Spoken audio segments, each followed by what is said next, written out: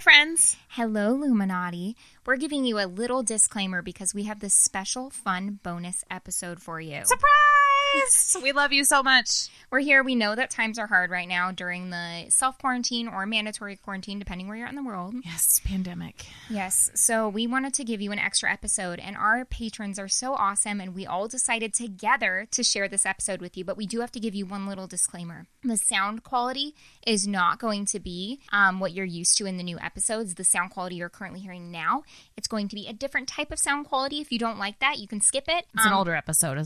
Before we got our new equipment. Yeah. What we're saying is we weren't as good back then. The content is just as good. Listen, beggars can't be choosers. No. Even though you didn't ask for this. We're giving it to you, and we're choosing for you. Yeah. I don't know. You can't choose her. Yeah, no. So anyways, beg or choose away. This is what it is. But yeah, we wanted to do something for you guys during all of this shit storm that the world is right now. Enjoy. And again, huge thank you to our Patreon family who pay for these extra episodes and graciously, unanimously said, fuck yeah, let them listen. Yep. Let them eat cake. Enjoy.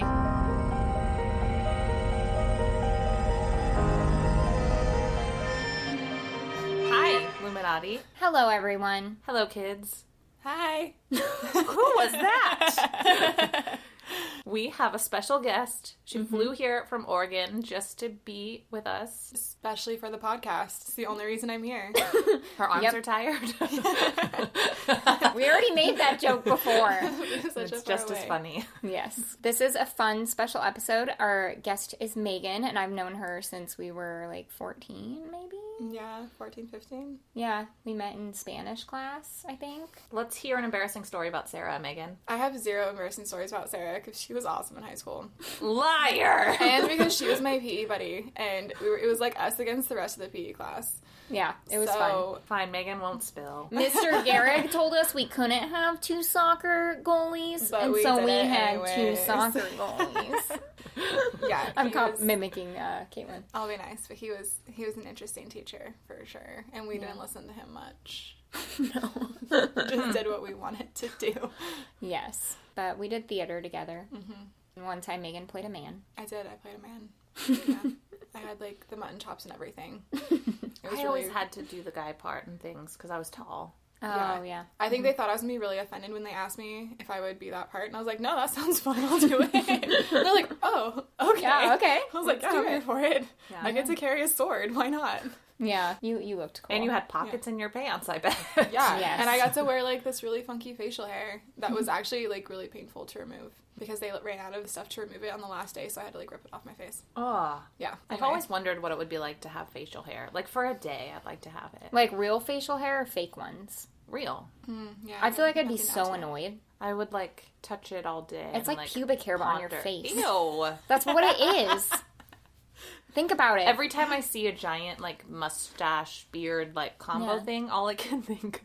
And it's only because I saw this one time, but I saw a guy with a bunch of facial hair take a sip of milk, and then you could see... And I was... Every time I see a big beard, I'm like, milk would look so gross on you! My boyfriend has a mustache and a beard. Oh, does he drink milk? No. Don't drink milk, Evan.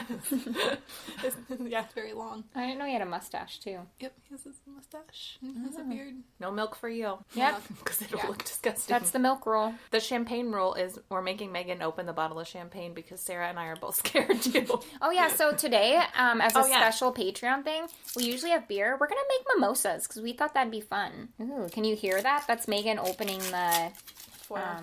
The foil. Thank you. As soon as we sat down, I was like, I'm not opening it. Megan is a professional champagne opener. I don't even like watching other people Where are you open going to point it at? I'm afraid. I don't have to point it at anything. What? Yeah. What do you mean? It's going to come off. Oh, there's no thing? There's a skill, guys. You do it slowly. And then you wait. I'm like clenching my teeth.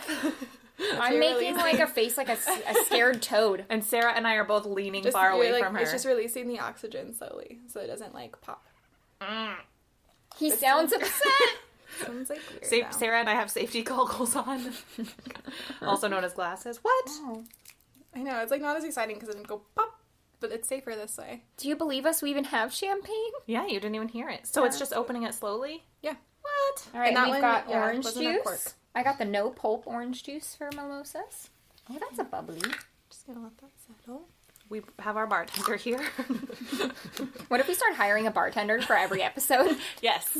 I don't know what your like ratio with like champagne to orange juice is. I like a little more champagne. Yeah, like a splash of OJ. That's how I feel. Perfect. I'll OJ you. So instead of hiring an intern to like edit and stuff, we got that under control. We need an intern bartender. So where you're taking applications in 7 months. Yeah, you can have a sip. We'll let you try have one sip. One sip. Alrighty, Cheers, everyone. darling. Sante. I made mine really full. Ooh. That's good. Bubbles. This brings me back to our bachelorette. I keep calling it our bachelorette party. It was just mine. Our combined bachelorette. Oh yeah, party. we drank a lot of champagne. Yeah. And then we had 2 leftover bottles, and that's all, which surprised me because we had a lot. And Evan drank the entire bottle that next week while he was playing Xbox. I can do that with wine or beer, but I can't drink a ton of champagne. He literally kept drinking it, and then he was like, Sarah, it's gone. I'm like, you drank an entire bottle. You just opened that. I feel like that's the worst headache too. Oh yeah. Mm-hmm. So Yeah. much sugar. Champagne, I can do like a couple mimosas, then I get a headache. Yeah. All Okay. right, This so- is gonna make me real burpy. You're going to be real burpy anyway. It's fine. Also, you guys, we did a poll on Instagram to see if you're more of a Sarah or more of a Caitlin. By far, you were more of Caitlin's. I'm concerned for the loved ones in your life. Apologize to them about your behavior. All you belchy toilet loving people, I see you. One person messaged us and was like, wait, I was just voting because Sarah's cocktail looks better. I'm like, so you're a Caitlin is what you're saying.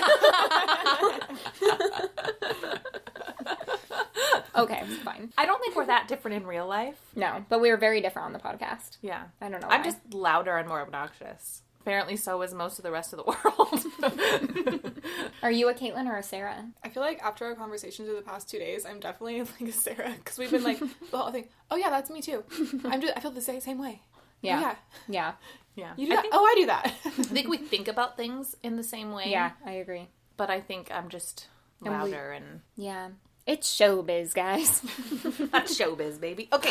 Okay, remember it's Patreon, so we have one story and a peanut gallery, blah, blah, blah, blah. And I get to pick whoever's going gets to pick whatever they want. Last month we did our Kelly, did you like it? Yes. They loved it. They loved it.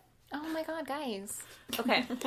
So, I'm so excited. I am going to tell you guys the story of the Transylvania College library heist. Have you ever heard of it? Nope. But the name has me feeling so giggly. Is it you or the mimosa? Both. Like you said, Transylvania and library in the same like sentence. Yes. So Megan is a professional English person. Yeah. Also known as a teacher. Yes. Sarah is not a professional English person. I just drooled. I thought of synonyms. Yeah, you can't talk, you're over there drooling. In proper English, at least. So my sources, People Magazine, I read some interviews, Lexington Herald, an article by Sarah Voss, Vanity Fair, an article by John Falk, Daily Mail UK, an article by Sheila Flynn, YouTube interview, NPR, an article by David Edelstein. I read an AMA, an Ask Me Anything, on Reddit with one of the people. So What? they're out of prison now. Oh. Yeah. Okay. Chaz Allen is one of the guys I'll talk about. Chaz. I knew you'd like that. Mirror.co.uk, an article by Steve Mile, and then AMP Kentucky, an interview with the librarian, and then an article by Linda Blackford. Did you read every piece of content that exists on this? I did. Everything. Okay. So I actually first heard of this case. It was a while ago, but I went to, what's that movie theater bar in downtown Phoenix by Angel's Trumpet Ale House? It's like a small... Yes, I know exactly what you're talking about. It's across the street from Angel's Trumpet. Yeah. And you... It's Yeah. a small kind of... It's one of those artsy ones that you get like indie films in, Yes. and you can get, there's a bar inside and they play stuff that not... It's kind of like in Eugene, Oregon, David Minor or something. Like Yeah. it's a theater that's not a theater. Yeah. Yeah. So I went there and I didn't realize how bar-ish it was and how like dingy. So I actually met my mom and 15-year-old sister there. Oh. But we saw this movie called American Animals. Have you heard of it? No. Okay. It's an amazing movie. It's a blend of fiction and documentary. There's 4 guys I'm going to talk about who tried to pull off this heist. Evan Peters plays one of them. I love him. I love him too. But it goes back and forth between the 4 actors, and then they actually have, like, the real librarian and the real men. So it goes back and forth between, like, them telling their side and then acting. And there's a couple cool scenes where the guys will tell their different perspective, so then they'll flip to the actors doing different things. Like, they'll show the same period of time, but, like, a completely different story based on... It's like if me and you were telling a story of what happened last Saturday, but in different ways, so then they show the actors doing the different things. The reenactment? Yeah. That's a weird way to do a movie. It's a really good movie. So the movie tells the story of 4 young men who planned and attempted a library heist in 2004 to steal rare books valued at millions and millions of dollars. But the books! The children love the books! You're so dumb. And I'll talk about what the books were in a minute. But this all started in Lexington, Kentucky, when Spencer Reinhard, a talented art student, kind of sounds like Sarah. Yeah, definitely we're the same. 2 peas in a pod. Steven, hit me up. Spencer. Oh, sorry. Spencer was given a tour of the library at Transylvania University, where he was a freshman. Was this not in Europe? This was not Transylvania? No. Or there's a university in Kentucky called Transylvania University. I feel like that shouldn't be named that, but I'm not Kentucky, so. Megan just leaves. She's like, if this isn't in Transylvania, I'm not staying. I'm staying. It's also referred to as Transy. What? No. I feel like that's... I'm not sure that's I know. okay. Yeah. Like in the articles. So he got a tour at Transy Library. Yes. Okay. Spencer already had an extreme passion for art, and he idolized Monet and Van Gogh. And one thing to know about Spencer and all of the men, none of them had poor backgrounds. They were all, like, well off. Ugh. Like, and that'll make more sense when I talk about it later. But Spencer kind of seemed to me and comes off as this guy who's, like, comes from a privileged background, but he, like, wants more, like, he wants to do something bad and exciting kind of thing. Like, He's too bored. yeah, they didn't even do this for the money. It was, like, to do something exciting. I feel like poor people, this might be wrong, I feel like poor people have to problem solve so much in their daily life, like negotiating finances, that, like, when you're really rich and don't have to worry about that, you're like, I need a problem to solve. Yeah. No, like, yeah. I'm bored. That's kind of how it seemed with them. Yeah. So Spencer was shown the special collections section of the library. Like, so you're shown the special collections section of the library. And, of course, you can't help but notice this rare collection is only guarded by a woman in her 50s, Betty Gooch, who goes by BJ, because she's Betty Jean. So BJ Gooch? Ew. be nice. She's a nice lady. 50-something-year-old If somebody BJ. came up to you and they're like, you like a BJ Gooch? You'd be like, that's offensive. I'm calling the police. She's a sweet lady. Betty had been working at Transylvania since 1994. She was hired to oversee a rare books collection that included a first edition of Charles Darwin's On the Origin of Species. Whoa. Like, first edition, and as well as a book that dated back to 1500. A ton, I don't know why, but a ton of, or I think one collector had donated, like, a shit ton of books. So they had this book from 1500 that categorized the plants and animals known at that time. So, like, 50 different animals. There's at least 50 pages in that book. And 2 of the most valuable books included 2 original copies of John James Audubon's Birds of America, valued at $8 to $12 million. I'm gonna be real. I thought you were gonna say John Jacob Jingleheimer or something. And I'm like, he has books? And who is that? Well, Megan's heard of them. Based on her, she's heard of John She's James a Audubon. bookie, and she's not a bookie. She's No, he hand drew, like, each bird. Really? Yeah, like, hand drew and painted. She's obsessed with books. Each one. And I don't really remember how I know this, but I feel like I heard this recently, and it took him a long time. Oh, I'm sure. Does anybody need more mimosa? Yes. I mean, considering that the books were valued at $8 to $12 million.